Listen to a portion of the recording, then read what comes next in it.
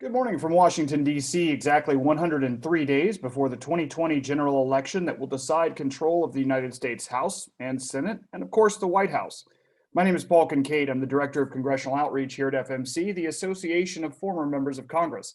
I'd like to welcome you to our virtual roundtable, one of a series of discussions of important issues sweeping the country, many of which are impacted by the continuing COVID-19 pandemic. If you've missed any of our previous virtual roundtables, we invite you to visit our website at usafmc.org/sounds. That's usafmc.org/sounds to catch up or subscribe to our podcast. Today's discussion is interactive, and we'd like to invite you to ask questions you may have. Simply move your cursor to the bottom of your Zoom screen and press the Q&A button.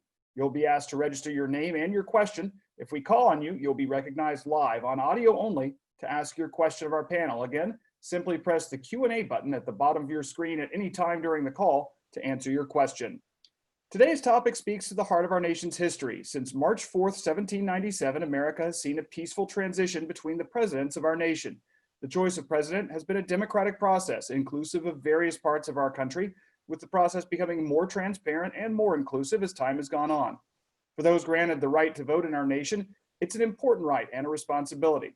For those denied that right, it's been a brass ring to be fought for, grabbed, and cherished in our country that is governed of, by, and for the people.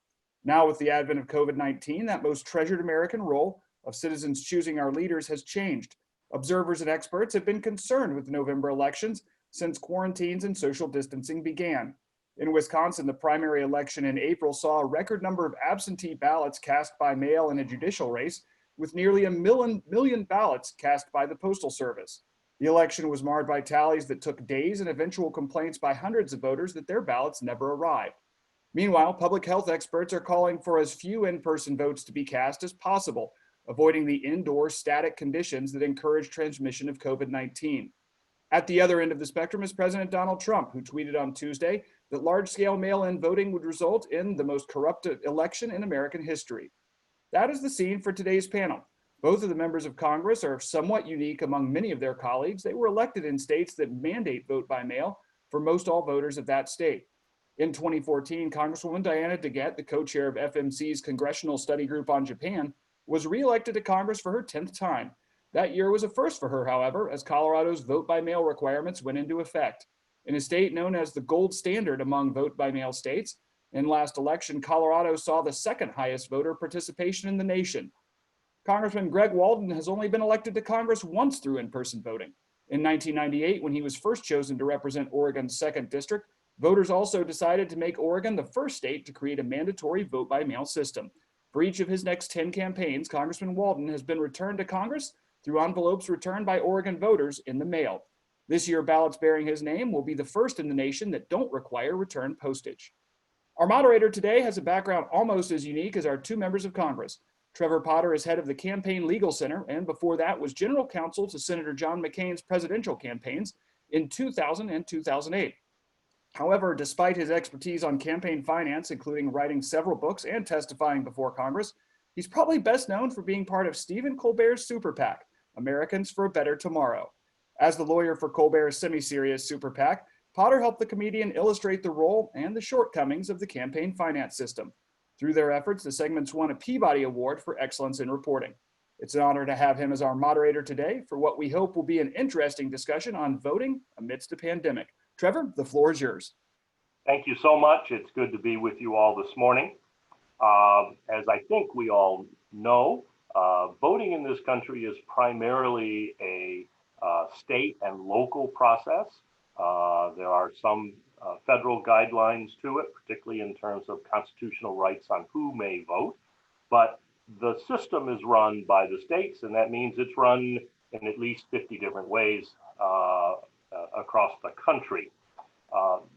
Some states, including the two for our congresspeople today, vote primarily by mail, and they're going to tell us a little bit about what that actually means and how it works.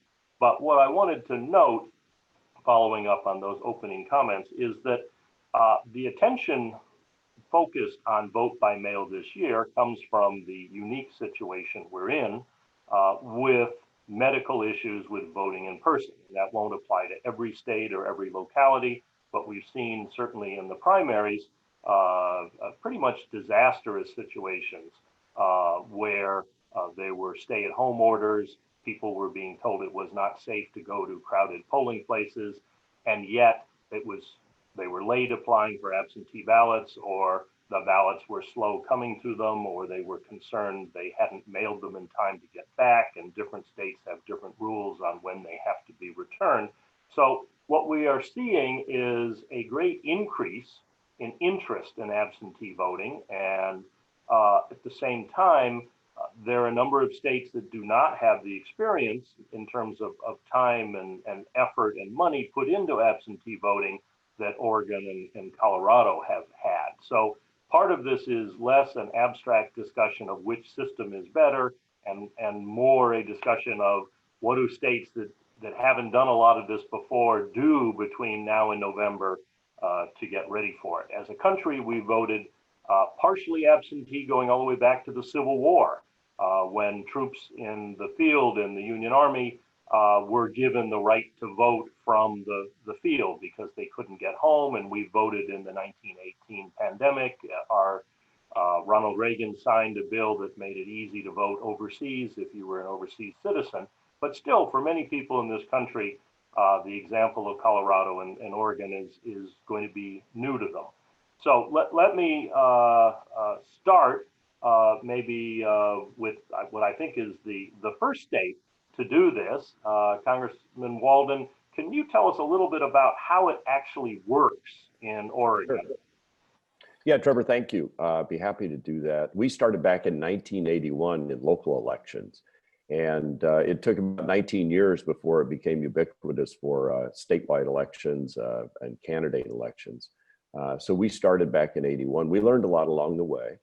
I was in the state legislature in the late 80s, early 90s when some of this expanded, and I always remember the county clerks in my big sprawling district saying, you know, we can't run two elections at the same time anymore. It's hard to get the volunteer poll workers because frankly, 50, 60, 70% of Oregonians were voting absentee ballot by then.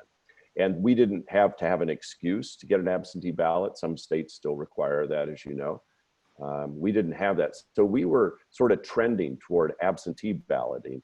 And frankly, from a financial standpoint, it made sense to move forward. From a workforce standpoint, it made sense to move forward to vote by mail. Now, I will tell you, we also put really strong security provisions in place, and they've evolved and improved over the years. By January 31, each county has to submit to the state their security plans. We have a statewide database, so you can't vote in multiple places. Our signatures accompany the return envelope, the ballot envelope, if you will. You put your ballot inside one envelope, you sign and attest that this is your ballot and you followed all the rules. It's a Class C felony if you don't. That signature then is matched against the statewide database of your signature by your county election officials. And I can tell you it works from personal experience. We were in the radio business for over 20 years. My wife signed all the advertising affidavits, and her beautiful signature devolved into a line.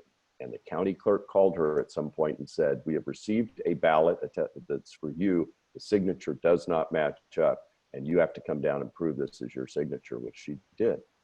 We've had very, very few cases of fraud or alleged fraud, I think 4 or 5 in the last election, and they were dealt with. And so we're set up to do that. We do it well. I would like to, maybe take issue with what Paul said in the beginning. I think Oregon's the gold standard, not just Colorado. But anyway, I think both states do it well, frankly. Congresswoman DeGette, tell us, how hard was it for Colorado to transition to this vote by mail system? You're the state that's done it. You and Utah are the ones who've done it most recently. Was it confusing for voters? And as a voter yourself, what happens? You go to your mailbox and open it up and find a ballot in it someday? How does it work? You're on mute. Yeah. There you are. I agree with Greg. It took us some time to evolve into this situation where we have all vote by mail, and Well, I don't think it was particularly confusing in the end to people because we had evolved to that situation. We started out, like most states, having polling places, and then you could get an absentee ballot only if you were going to be out of your polling area on election day. You had to attest that you wouldn't be there. Then eventually we evolved to the point where you could get an absentee ballot for any reason.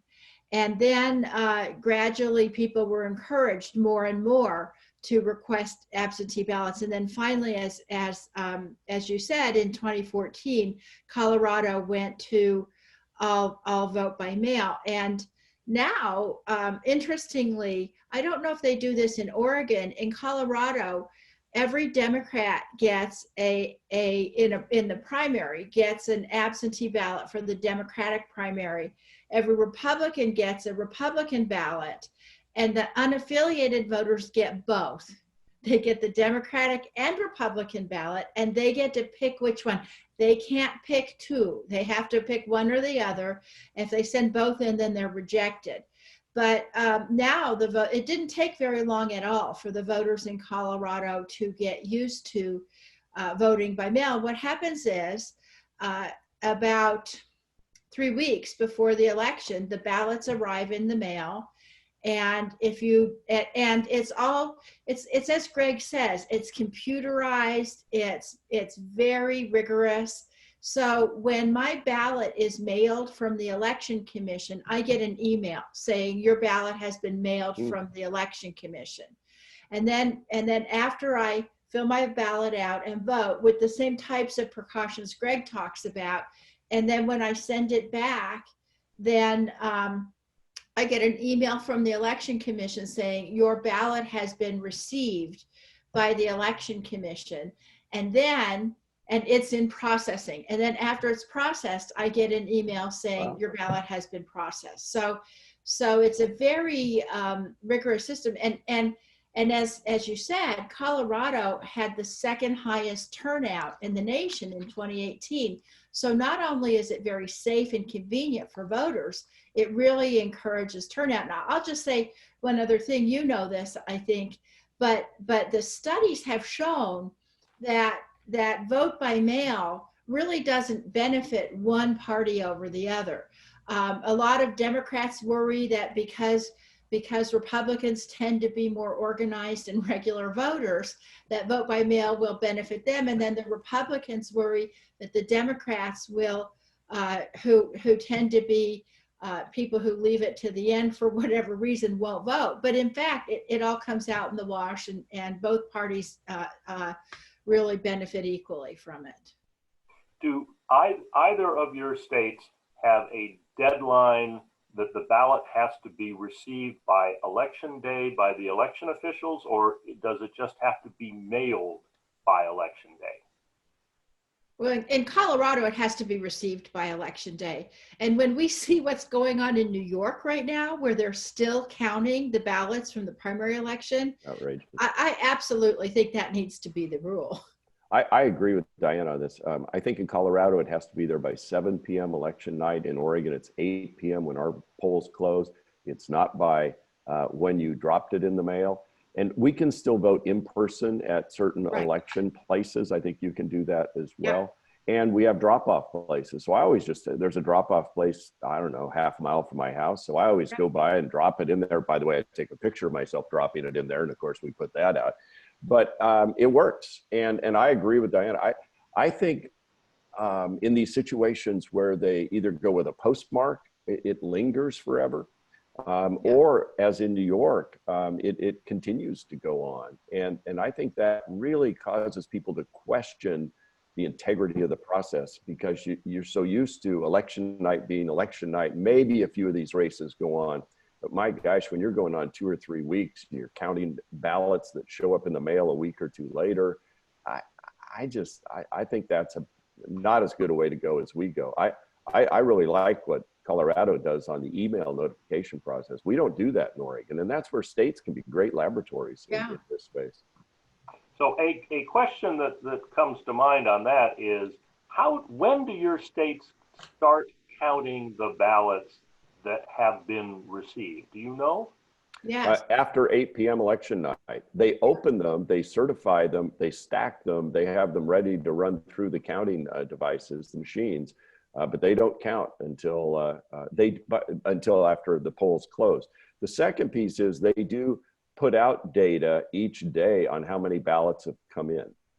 And so you can see the trend line. So researchers can go back and figure out turnout models and all of that. And it has evolved over time. I want to say in the early days, people turned in their ballots very early. There was a surge early on. I think that's sort of faded now, and you get spikes over the weekends. But otherwise, I think, human nature kicks in and we kind of wait and, oh yeah, I better get that in. Yeah, it's the same in Colorado. They have it all ready to go. And then after the polls close at 7 p.m., you'll see when you're looking at the election results, you'll see very quickly, you'll start getting results in from counties because they've counted they've started counting the ballots. And so we actually, it's interesting, we actually get our results quite quickly. And I think that's true with all the states that do vote by mail. If you look at the other states who are doing vote by mail, the results come in quickly. So Congressman Walden mentioned the machines. I take it because you vote entirely by mail, your ballots all look the same in the mail, and you must have machines that are calibrated to feed the paper in and count it quickly? Yeah.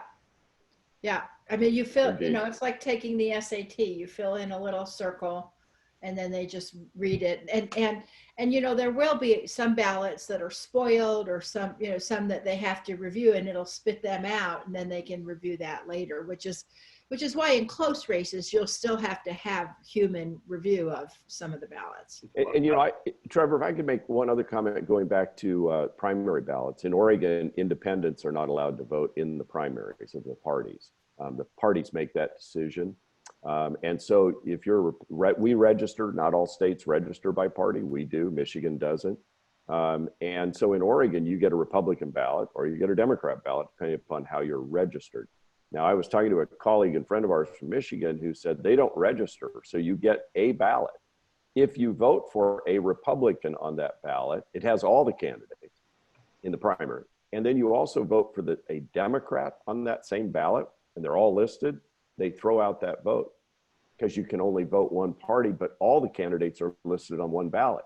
That has to be enormously confusing and disenfranchising. Yeah. So, this is where you don't want to force this on states. They've got to figure this out, and some of them just aren't ready. Right. I mean, that's the problem we're facing is, ready or not, with COVID, people really want to be safe and they want to vote at home, or at least many people do, and they're in states that aren't ready. I think one of the things that's happening in New York is that they don't have the high-speed machinery to count absentee ballots because they weren't set up. The numbers I've seen are that in the last election, the last primary election, they had 119,000 absentee ballots. This year, they had 1,000,007. Right. And without the high-speed machinery that your states have, they are literally doing that by hand. And as you point out, the ballots have been arriving because their system is postmarked by election day. So it does really slow things down. We have a question from former member Martin Frost. Martin, would you like to go ahead and unmute your microphone and ask your question? If not, I can ask it for you, but if you want to unmute and ask it yourself, you'll get it right. Hear me? Yes. Yes. Speak up a bit. My question is for states that this year convert generally to a vote by mail system and haven't done it previously. How hard will it be for them to set up a signature verification system? That is, compare the signatures, one of you just mentioned about your wife's signature. Compare the signature on the ballot with the signature on your registration or some other document. How hard is it going to be for them to set that up, and how much additional resources will be required if they have a large influx of vote by mail for the first time? Well, I think, Martin, it's good to hear your voice. I think that that most of the states agree that they are going to need to be prepared for a lot more absentee voting in the fall. Just look what just happened in New York, as Trevor was saying. And so one thing that the secretaries of state of a number of states I've talked to have said is if they start now, they'll be able to ramp up they won't be able to make a perfect system like we have in Oregon and Colorado, but they'll be able to ramp up the system so that they can have the personnel and begin to get the machinery, but they need to start doing it now.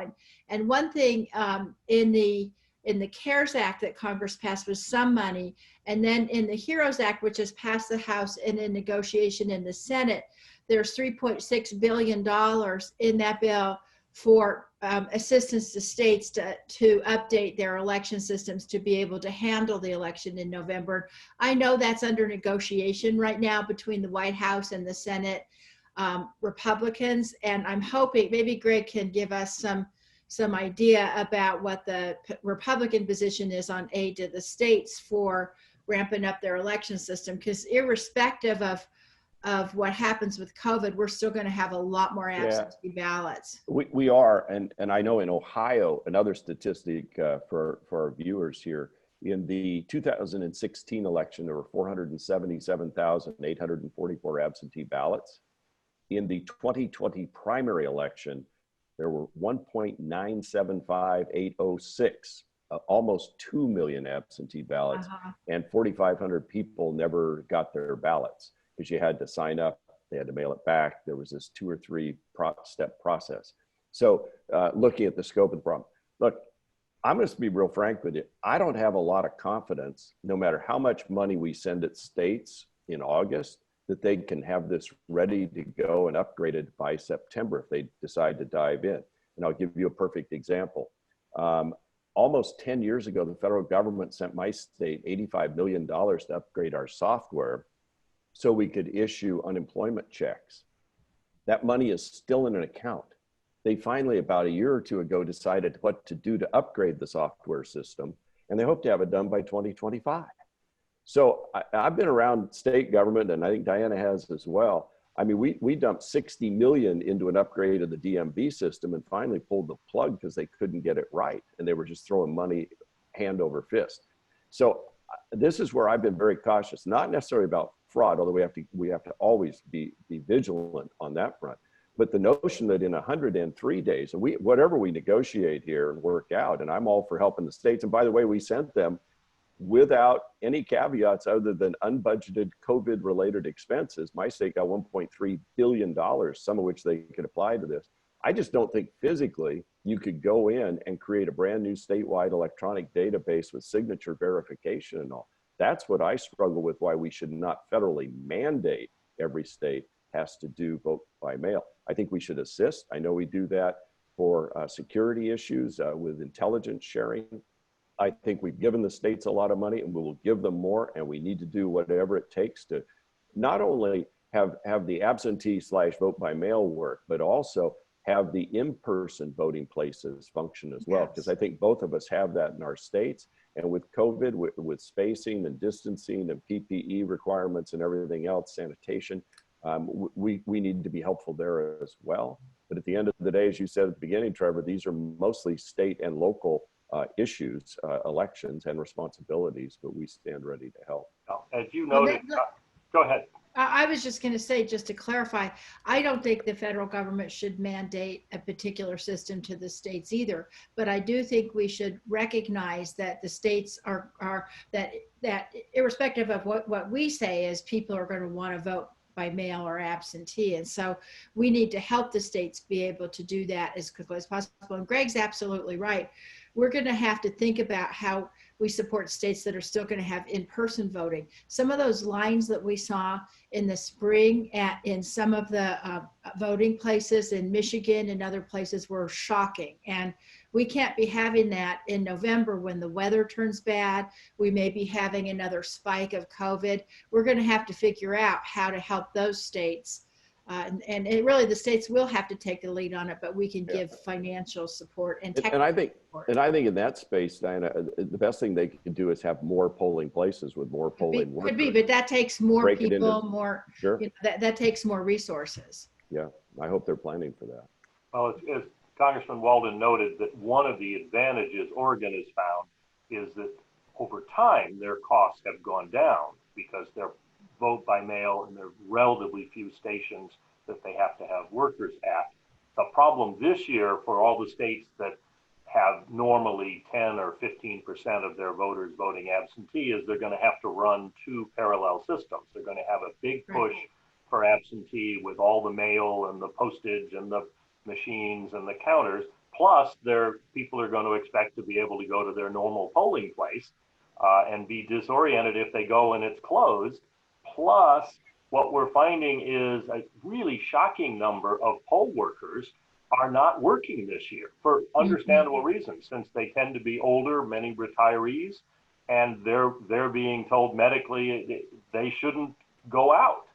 So the states are really under pressure to recruit more workers and train them. At the same time, they're running these new systems. As I look at our chat, we have a comment from former Congressman Jim Colby, and I will summarize it because he says that Arizona is very similar to Colorado, and that even though it is not officially vote by mail, 80% of the ballots are now being cast by mail because it's a no excuse state and it has a permanent advisor absentee list that someone can sign up for, and it just comes automatically to you. He says that in Arizona, the votes must be received by the time the polls close on election day, even though they will start counting them after that. Former Congressman Jim Slattery has a question. Jim, do you want to go ahead and ask your question? If you unmute, you can do that.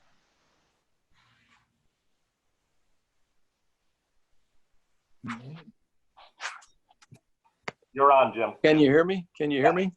Yes. Yeah. Yeah, I'm just curious, what states are struggling the most? Where are the big problems in the country? And Trevor, it's great to see you, and Congressman Walden and Congresswoman DeGette. Thank you for your interest and leadership in this, because I think it's a huge issue, and we just cannot afford to have chaos in this election this fall. But I'm just concerned that a lot of states that are not really focused on this, what can they do in 103 days? To your question, Congressman Walden, or your comment, but where's the problem? You know, what states should we really be focused on? Yeah, I'm not sure we really know, but clearly we've seen some bad outcomes, as Diana mentioned, in New York. We saw some problems in Ohio, but I'm sure they're not alone. And as we all know, in the beginning of the pandemic, when we were in lockdown, you saw dramatically lower turnouts in voting because people were supposed to stay home, and they did. Now, as we go into the fall, I don't think we have a clear understanding of what we're going to see. We see the uptick in cases. We see Americans doing what Americans do. They want to be free and out. And now we see the uptick. So when that combines with flu in October, what happens then? And so I think all states are going to have new pressures other than perhaps ours. Even ours will have them, though, in terms of workers in the county courthouses and all the count the ballots, I think. I think we're better off because we have vote by mail and have perfected it and continue to improve upon it. But I think it's from one end to the other. Every state's going to be a little different here. You know, and I think all of us can agree on a bipartisan basis that what we really want to see in the November election is an election that people have faith in the integrity of the results. That's right. And so one thing I really think that we should do, I agree with Greg. I think there's probably issues across the country, some of which were manifested in the primaries, and some, unfortunately, you know, if it came out in the primary, then you can at least say, like in New York, you can say, okay, we need to get more people on board to help count these ballots that come in. We know we're going to have a huge increase in absentee balloting, but there's other places where we may not see the troubles. I think that it would be really beneficial from a uh, a process for integrity to figure out the states that will be sort of swing states, either in the presidential or the Senate elections, and make sure that they have good balloting systems. Looking at you here, Florida, I mean, some of the election issues that they've had in Florida over the years, just in general, Broward County and some of the other counties, I think that it would be really beneficial to the election process for us to make sure that they have good systems in place and that we can have that we can rely on the results. You know, one other thing, Trevor, there have been 5 states that have decided to go to vote by mail because of COVID, basically, in this 2020 cycle. One is yet to determine what the deadline's going to be, whether it's election day or postmark or whatever. They're still figuring that out. 2 have said election day, the ballots have to be in, and 2 have said postmark by election day. So as states are rolling out, they're all doing it a little differently, and some apparently haven't figured out what they're going to do. But I'm with Diana. The most important thing we have to do is make sure every vote counts, every voter has a chance to vote, and that we maintain integrity in the process and keep fraud out of it. And I think it is really critical to get to Jim's point. The more we can reduce chaos and uncertainty, the more we'll have the sense that our elections are run fairly and honestly, and we can accept the outcome. Now, there are a couple states that, I think there are about 5 states that currently do not allow what they call no excuse absentee voting. And they have announced that fear of dying by going to a crowded poll place is not an acceptable medical excuse. So Texas and Tennessee, I think Kentucky are states that at the moment you don't have a right to get an absentee ballot without being a doctor's order that you're already sick or you're out of state. So they're fighting that in the court. Another issue that I want to come back to that you've both spoken about is the signature, because that is a key element of ensuring that the vote that arrives has been cast by the person it was mailed to. Some states, when there's a question about the signature, they have, at least in the past, simply not accepted the ballot, meaning they've thrown it away. They have not notified the voter that there is a question. And I know Congressman Walden said he'd had a personal family experience where his wife got a phone call saying, we have a question about your signature. So obviously your state follows up with voters and has a procedure. Is that true in Colorado too, Congresswoman? Yes. Yeah, what they'll do is if they have questions about the signature or any other irregularity in the ballot, they will just set it aside and then come back to it later if they need to. So same's here. They're treated as a provisional ballot. The issue is dealt with one way or another. I can tell you, when I was the majority leader of the Oregon House, there was a Democrat county commissioner running for state rep. His wife had back surgery. He took the ballot to her in the hospital, filled it out for her, and forged her name on the ballot. He was caught. This was back in the 90s, early 90s. The county clerk spotted the difference. He fessed up, and it was a felony. Yeah. Now, the political tragic irony for him is part of his work detail duty to work off his problem included tending to the tables at the Republican fundraiser in his county later on as part of the jail work crew, which must have been quite, well, we'll just leave it at that. It's the position that punishment, that's worse Cruel. That's worse than federal prison. Yeah, and I was the guest speaker too. So I mean, it had to be, I mean, it's all bad all the way like around. Maximum security. Yeah, I did. I actually felt, but he, and I'm sure thought he's there with his wife, but that's how strict it was in his own county. The county clerk said, that's not your signature. It's not your wife's signature. He admitted he had forged her signature. And when you attest, it is, I believe, a Class C felony.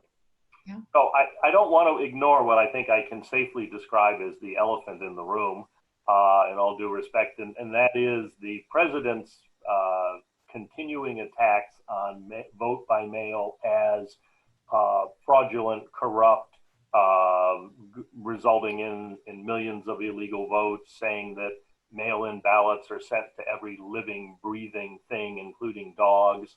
I don't want to get into the partisan side of it, but what do both of you say to voters who are hearing this and thinking that this is going to be a real problem for the country, that these ballots can't be trusted? Well, I mean, the president himself has voted a number of times by mail. So I think that there's no empirical evidence that there's voter fraud by mail. People may, I mean, we saw a situation, where was it, in North Carolina, where poll workers were coming and taking ballots and marking them. That can happen. I mean, voter fraud can happen any way you look at it, and you have to put provisions in place to fight against voter fraud. But all of the data shows that vote by mail causes no additional voter fraud, especially when you put provisions in place. And I think what we need to do as the federal government, working with the states, is make sure whatever they put in place for this November will have provisions to preserve the integrity of the process. But I think I just think that's an unfounded concern. Yeah, I think there have been cases where, you've seen press reports of ballots sent out to vacant houses, that sort of thing. And the question is, does somebody scoop up those ballots that are in empty mailboxes and then vote them? If they do, in a state like Oregon, it is a felony. And they're putting a signature on there. They can't have any idea what that signature should look like. We did have a situation after the last election, again, a handful of where people went out and collected ballots, which you can do in Oregon, but we have a requirement. They have to be turned. If I collect your ballot, Trevor and Diana, and say, I'm going to turn it in, I now have an obligation under law to turn it in before the polls close. There was a situation where somebody did not turn in some ballots. It was just a couple, but one is too many, and they were dealt with. And so we've got, but over time, we've tried to, as I think Colorado has, identify where are the gaps, where are the vulnerabilities, and try to close those and have strict enforcement. That gets back to, I think, probably where we all are here, is mandating this on a state that's not ready could lead to the kind of fraud that I think we would all object to going forward. So I think you have to have these safeguards in place. Also, there's a lot of fraud that goes on today in elections. I headed, like Martin headed the D-Trip, I headed the NRCC, and I was astonished, especially coming from a state such as Oregon, at some of the reports of voter fraud that's out there, the walk around money, the collections, I mean, it is stunning to me in some states how loose it is. Were you going to say something, Tanya? Oh, I was just going to say, in Colorado, we also allow people to collect ballots, but they can only collect a certain number of ballots, and they're under obligation to turn them in and so on, just like in Oregon, and it's a felony in Colorado too. So, I mean, we need to address voter fraud at every level. But as I said in my opening remarks to this question, there's really no evidence of increased voter fraud in vote by mail, especially when administered properly. Well, I think the key takeaway from what you both said is that states have systems in place to review absentee ballots and check the signatures. Some states require that the voter on the, in addition to a signature, put the birth date. Some states have a barcode so they know that the exterior envelope has whose vote that is supposed to be. The inside one is secret, but the outside one, right, they can track back. Yeah. So states do it. I mean, clearly they're going to be under a lot of pressure this year if, unlike your states, they're only used to doing it for a relatively small number of ballots, and suddenly they've got a lot. But the key thing is they do have a system. And as you both point out, when people try to do something illegal, it is a felony, and we know about it because they get caught. Right. And that does help. We have a question from former Congressman Colbert. And Congressman, if you want to unmute your microphone and ask your question, it has to do with postage. that would be great. Thanks. Sure. Yeah, I think at the outset, somebody said that their state was the first to go to not requiring any postage. I don't think Arizona ever has. Are there states that actually require the voter to affix the postage to send it back? Because it seems to me that would really dampen the number of getting back, because some people just don't keep postage stamps at home, and it would really, you set it on the table and you say, I'll go to the post office and get a stamp for it. But in Arizona, the county pays the postage for it. Yeah, Jim, Oregon just went to that. We weren't the first state, but I know we just went to no postage required. It's a BRE in effect. Prior to that, everybody had to put a stamp on. I don't think it adversely affected the return necessarily, because our turnouts were pretty high. And you could always drop it off for free at a lot of drop-off places around town. So I think we have gone to free postage now.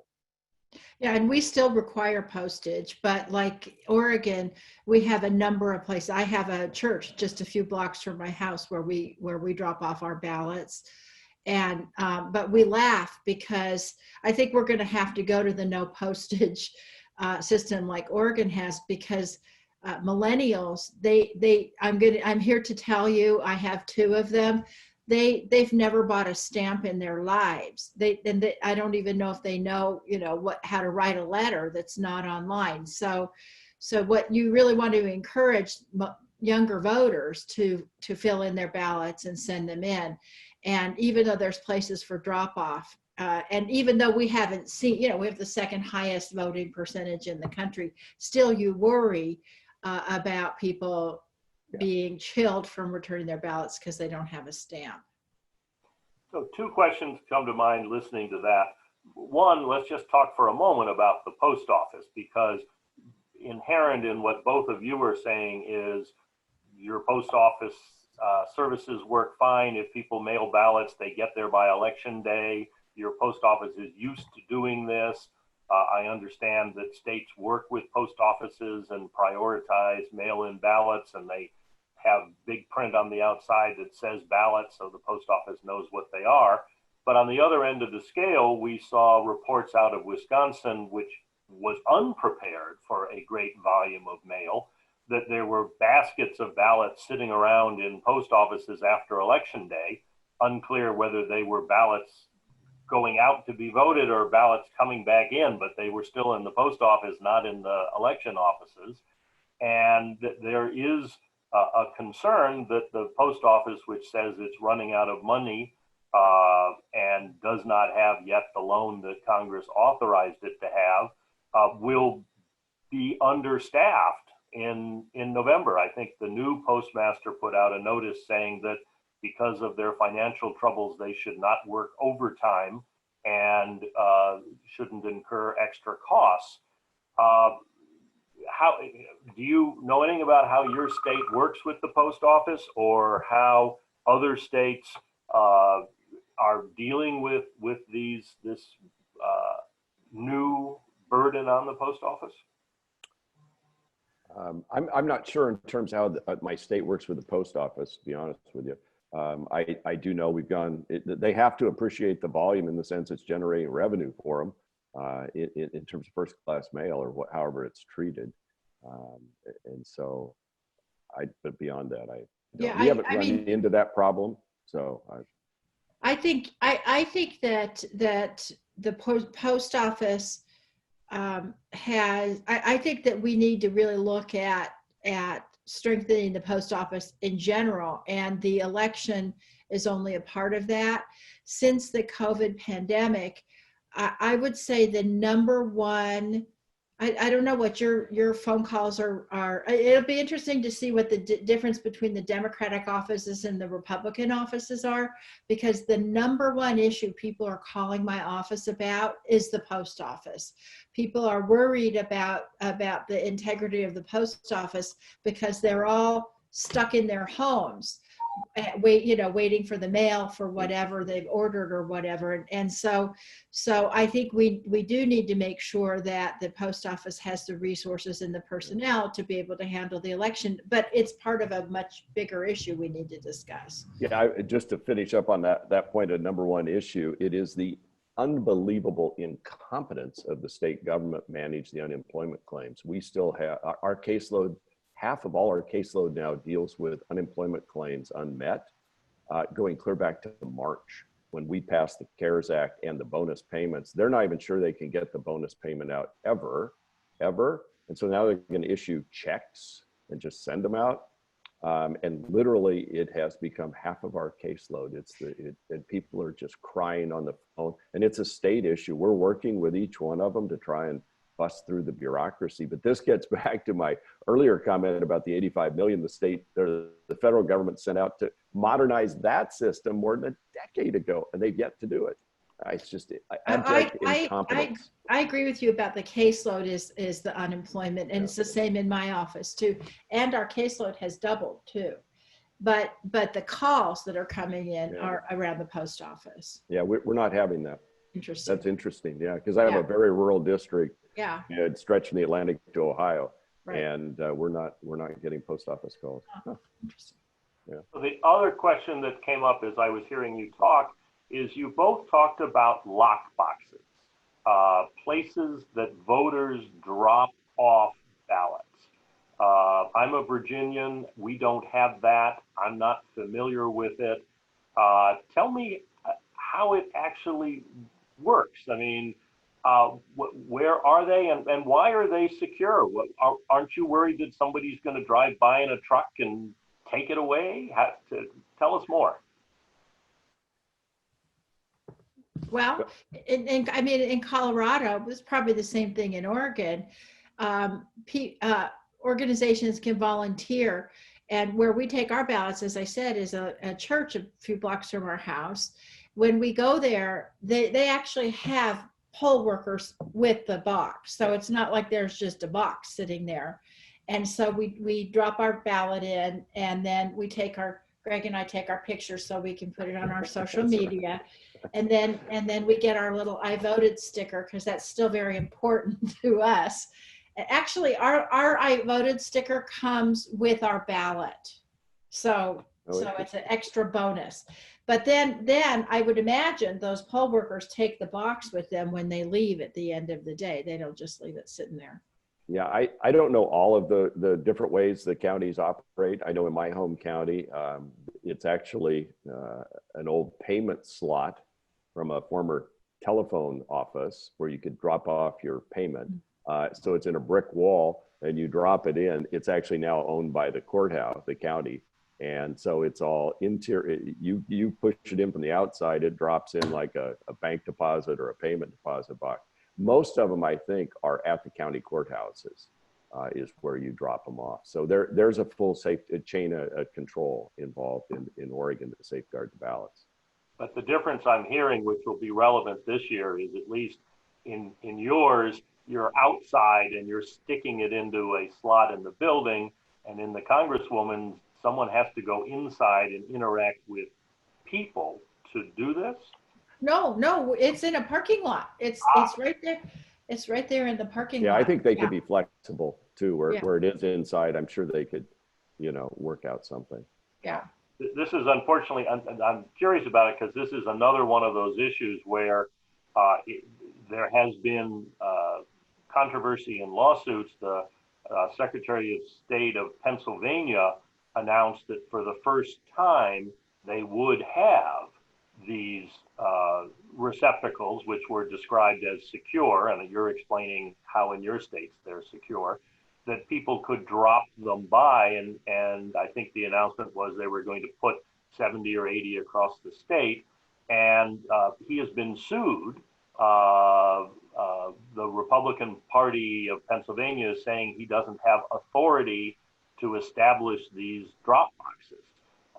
So, unfortunately, a lot of this has become subject to a lot of back and forth, and so knowing that states is helpful. Yeah, and Trevor, knowing that, I think there was I think there is an issue to be discussed here about who and how do you decide, who decides and how do they decide where additional polling stations or drop boxes are located. Because if I just put 70 of them in urban areas and none in the rural areas, I can affect the outcome of the election. I don't know what's going on in Pennsylvania, but I know there was a dispute on the special election in California where additional polling opportunities were made available in one part of that district and not elsewhere. And so I think it raises, for either side, depending upon who's in control of what election process, there needs to be a fair, impartial process and decision-making, where I just, if I'm in Oregon and I'm a Democrat, I just put them all in Portland, because they vote 80, 90% Democrat or whatever. If I wanted to have a different effect, I'd put all the additional ones out in the most Republican towns or rural areas. And so I think I think we need to protect the integrity of the election process and make sure people feel it was done fairly. Well, and what Greg, what you're saying, I know what you're saying is you don't think that these boxes or however should be distributed according to political bias. Right. But if you had some kind of an impartial panel or whatever, and they decided you needed more in one place or another because of voting patterns, then the most important thing, and I think we will agree on this, is that you should try to do whatever you can to give people unrestricted access to the ballot box so that they can vote. And because from a Democratic side, what we've seen in some states is fewer polling places in heavily minority areas, so that it makes it more difficult for people to vote. And you've seen some of the lines, that's not people right standing for hours, and that's not right either. So you just have to have an equitable system. Yep. And someone has to figure out, maybe they can put us in charge. Greg and Diana We'd get it solved. Well, at least we could agree that everybody should have access to the ballot box. And nobody should have to wait in line all day and all night. This isn't a Bob Seger concert, Right. Or a Donald Trump rally either. It's not a Trump rally or a Bob Seger concert. Yeah, you shouldn't have to wait forever to vote. And that's where I think states and let's face it, so we say states, but it's really our counties that run the elections. And so this is where the state Secretary of State, Lieutenant Governor, whoever has that jurisdiction, needs to be working with the county to say, what do you need so that people don't have to stand in line in the snow and the rain and whatever else all day to cast their vote, and still not be done by 8 o'clock. That should never happen. Right. And I think we recognize that the local election officials, are going to have a very hard year doing their best. If they don't have poll workers, they're going to have to consolidate polling places, which will raise exactly the issue you're talking about. Where do they put them in a way that is as nonpartisan and fair? If they take the one out of the black area of town because they say they can't staff it, and they put it across town where there's no public transportation, that's going to hurt the black community. And if they're going to have to do something if they don't have the workers. This raises a question. It's a slightly 30,000-foot question, but both of you have talked about the importance of making decisions on these issues in a way that is fair and nonpartisan. When I was on the Federal Election Commission and advised new democracies in Eastern Europe on how to run elections, one of the things we said was, you should have a nonpartisan election body. You shouldn't have a political party running your election system.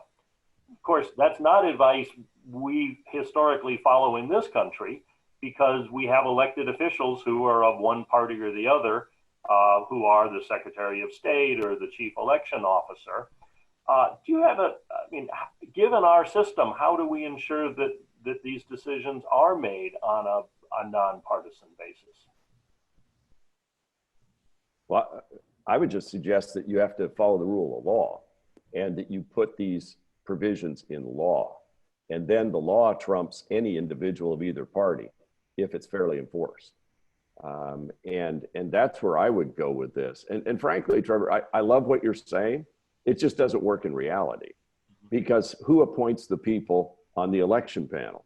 Do they run for office? You don't think there won't be political views behind those? I mean, you look at you flip Supreme Court judges in Pennsylvania and they write the congressional maps. I mean, and it's very partisan from our perspective. And you've had others in other states that have gone the other direction, even at the court level. So I don't think you get politicians out of politics. But if you can get laws in place that do their best to guarantee fairness, then those can be more easily enforced, I think. And I think our states, when it comes to vote by mail, have had that clear focus of how do we keep these elections fair, open, honest, believable, maintain the integrity, no matter who's in charge. So, Greg and I both come from Western states, and the Western states really do have a tradition, a historic tradition of having open systems. Greg, when you were talking about walking around money and some of the old machines and so on, we don't have that. For the most part, we just don't have that in the West. And the political tradition that Greg and I grew up in, it really is based on integrity, openness, access for both parties. And so what do you do in a place where you have experienced corruption? Greg's right. You have to try to vote. You have to try to write voting laws that encourage openness, transparency, and access. And then you have to enforce those laws. And I think the other thing is shining the light. In that case I mentioned in North Carolina, when it came out, I mean, it's against the law to forge ballots. It's just against the law. Ballot stuffing is even in North Carolina a felony. And so when you have good government groups who are watchdogs shining the light, that's when those practices come out, and that's when you can begin to eliminate them. But I think Greg's right. You have to write laws that encourage that openness to begin with. Those seem like really good concluding statements for this conversation. And we are just about at the end of our period. Is there anything else either of you would like to say as we wrap up? I think we've covered a lot of territory.